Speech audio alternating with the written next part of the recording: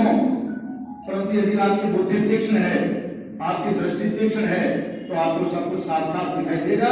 और भगवान बुद्ध ने हमें अंतर्दृष्टि दी है कि हमें सब कुछ साफ साफ दिखाई देता है, और जिसको साफ साफ अतीत दिखाई देता है वो साफ साफ वर्तमान और भविष्य को भी साफ साफ देख लेता है। ये दृष्टि एक और हमें भगवान बुद्ध ने दी, बाबा साहब के त्याग ने, तपस्या ने हमें संघर्ष का रास्ता दिखाया।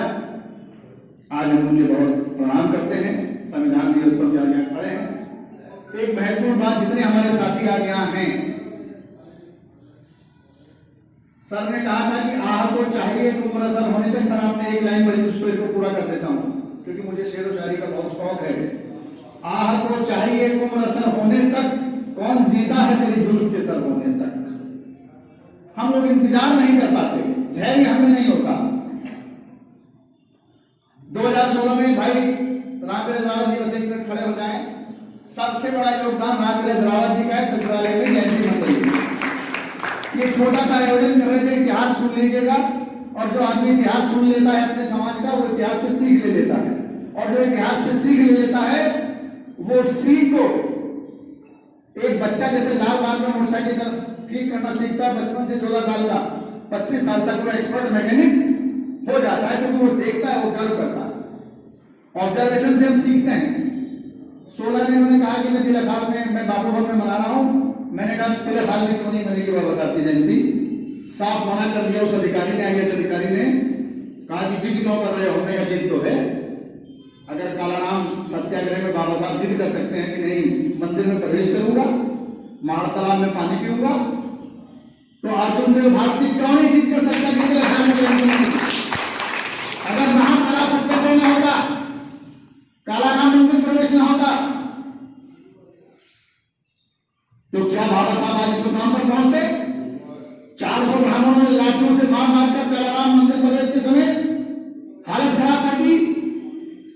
बाबा साहब मुंबई लौट आए, और मुंबई लौटने के बाद जब उनकी समझ में आ गया, क्योंकि समझौता यह हुआ था कि 20 दलित और 20 ब्राह्मण युवक इस रथ को वहां से घेर के लाएंगे, जो सवारी आएगी और वो कालाराम पर इस मोड़ तक आएगी।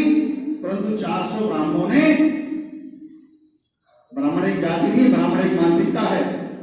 कुछ दलित भी आपको ब्राह्मण हुए मिलेंगे आज की डेट में, इसलिए ब्राह्मण एक व्यवस्था है। तो उस यात्रा को नहीं निकलने दिया, तो भगवान बुद्ध की प्रेरणा से बाबा साहब मजबूर हुए कि अब मैं कौन सा रास्ता निकालूं। तब उन्होंने मुंबई आकर बहिष्कृत भारत मूक नायक जैसे अखबार की रचना की।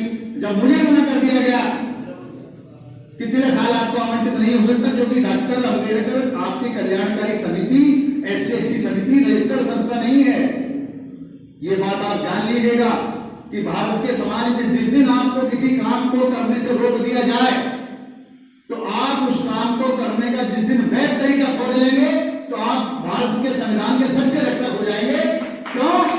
कि आपको बैठ कर सोचना पड़ेगा कि मैं क्या प्रार्थना पत्र लिखूं, मैं कौन सी एप्लीकेशन लिखूं, किस तरह से इसकी ड्राफ्टिंग करूं। वो ड्राफ्टिंग मैंने एक सज्जन की मदद से की, और ड्राफ्टिंग में लेके गया उनके पास कि अब हमको हाल आवंटित करिए। वो ड्राफ्टिंग इतनी टेक्निकल थी, उसमें इतना तकनीकी आधार था। उस अधिकारी ने कहा कि चाहिए आपको हाल आवंटित, ये हमारी पहली जीत हो गई। संविधान का रास्ता ड्राफ्टिंग से निकलता है। अब वो ड्राफ्टिंग चाहे लाठी खाने पे आपकी थाने में FIR न हो रही हो, आपको शेड्यूल कास्ट बोल दिए जाने पे, गाली दिए जाने पे आप FIR नहीं दिला पा रहे हो। आप सोचिए FIR क्यों नहीं हो रही।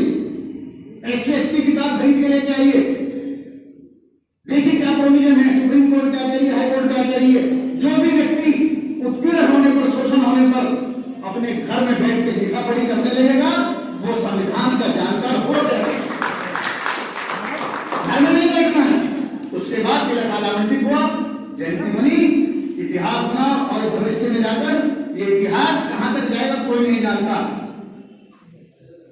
दूसरी बात कहना चाहूंगा, साउथ पूर्व कमीशन के सामने बाबा साहब का आंदोलन, जब बाबा साहब ने देख लिया कि समाज से टकराने पर लाठी मिलेगी, तो उन्होंने कलम का सहारा लिया।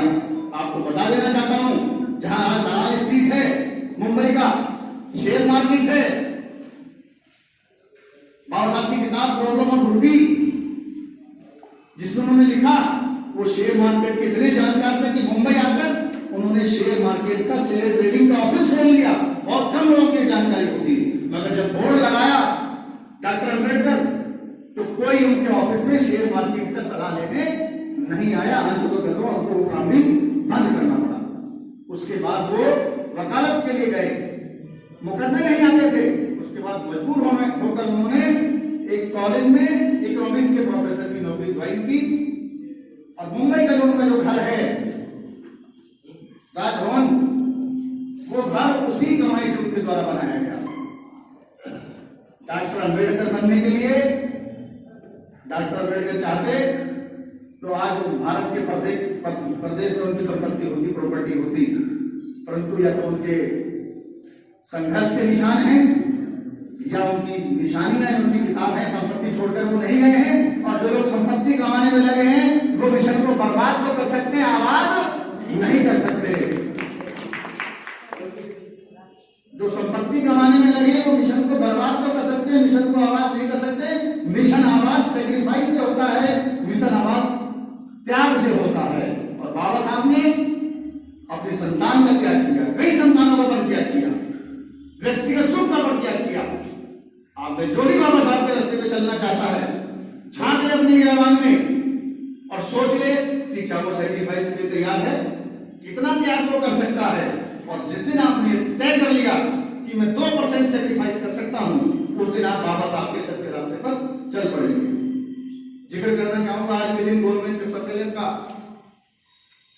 1930, 1931, 1932 Ramsay MacDonald British prime minister के सामने वो डिबेट जरा पढ़िए आप उनकी किताबों में, किस तरह कन्विंस किया ब्रिटिश पार्लियामेंट को बाबा साहब ने। गांधी जी पहले और दूसरे गवर्नमेंट सम्मेलन में भाग लेने लिया, कांग्रेस पार्टी ने विरोध किया। विरोध किस बात का? कि गांधी, जैसे अभी बताया किसी ने कि पटेल सच्चा प्रतिनिधि दलितों का तो गांधी है, क्योंकि दलितों की तरह वस्त्र पहनता है। क्योंकि कांग्रेस पार्टी के पर यह प्रयास था कि अंबेडकर दलितों का नेता ना बन पाए, दलितों की ठेकेदारी कांग्रेस के पास रहे।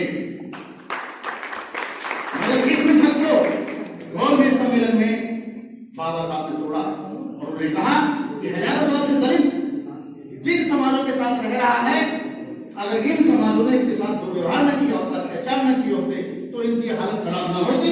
और देश आजाद होने के बाद अगर आप देश छोड़ के चले गए तो वापस ये देश उसी गुलामी की प्रथा में चला जाएगा। इसलिए भारत के संविधान में उनको आवश्यकता हुई, महसूस हुई कि अगर ये संविधान डॉक्टर अंबेडकर जैसे लोगों ने नहीं लिखा, 299 सदस्य थे ड्राफ्टिंग कमेटी में, टोटल कॉन्स्टिट्यूएंट असेंबली में 7 सदस्यीय कमेटी थी। जिस ड्राफ्ट को एन रॉय ने तैयार किया था, वो बाद में अप्रूवल के लिए वो ड्राफ्ट बाबा साहब के पास था, उन्होंने उस ड्राफ्ट को फाइनल किया। बौद्ध धर्म की आत्मा को बाबा साहब ने, मैं निवेदन करना चाहता हूं कि अम्बेडकरवाद के बारे में जो लोग जानना चाहते हैं, वो लोग अम्बेडकरवाद के बारे में जानने से पहले भगवान बुद्ध के बारे में जान ले, क्योंकि भगवान बुद्ध का रास्ता, डॉक्टर अम्बेडकर का रास्ता भगवान बुद्ध का रास्ता है और वही उनके मार्गदर्शक हैं। क्यों? कि जब एक ब्राह्मण भगवान बुद्ध को बहुत देर तक गाली देता रहा, बहुत देर तक गाली देता रहा, भगवान बुद्ध सुनते रहे। जो लोग दलित हैं, दलित उत्पीड़न, शोषण, अत्याचार या डिस्क्रिमिनेशन से परेशान रहते हैं, उनको ये मेथोडोलॉजी सीखनी पड़ेगी कि उच्च जातियों के लोगों का मुकाबला कैसे किया जाए, जो दफ्तर में है, जो गांव में है, वो शहर में है। और जिस दिन आपने टेक्नोलॉजी सीख ली, उसी दिन आप अम्बेडकर के रास्ते पे चल पड़ेंगे। वो टेक्नोलॉजी क्या थी मैं आपको बताता हूं। भगवान बुद्ध को जब एक ब्राह्मण ने 50 गालियां दी और गाली देते देते थक गया, तो उन्होंने कहा कि भगवान पंडित जी गाली दे चुके? उसने कहा दे चुका हूं। उन्होंने एक सवाल किया कि अगर आप मुझे कोई उपहार दें और वो उपहार में आपसे ग्रहण न करूं तो वो किसके पास रहेगा? तो उसने कहा मेरे पास रहेगा। उन्होंने कहा मैंने आपकी एक भी गाली ग्रहण नहीं की। मत ग्रहण करिए कि आप दलित हैं, मत ग्रहण करिए आप शूद्र हैं, मत ग्रहण करिए आप चमार हैं, आप बंदी हैं।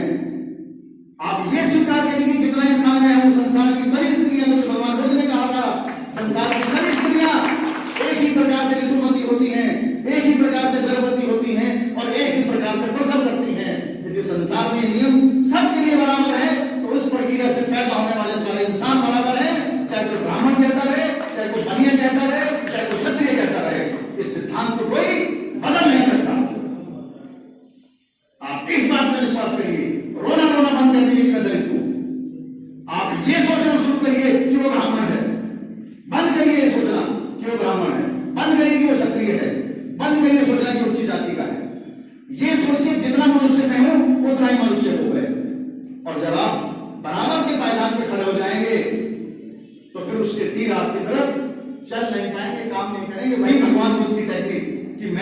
कोई गाली, कोई आपका अत्याचार मैं नहीं स्वीकार कर रहा हूं। जिस दिन आप ये शुरू कर देंगे तो आप भगवान बुद्ध का रास्ता समझने लगेंगे और अम्बेडकर का रास्ता समझ लेंगे।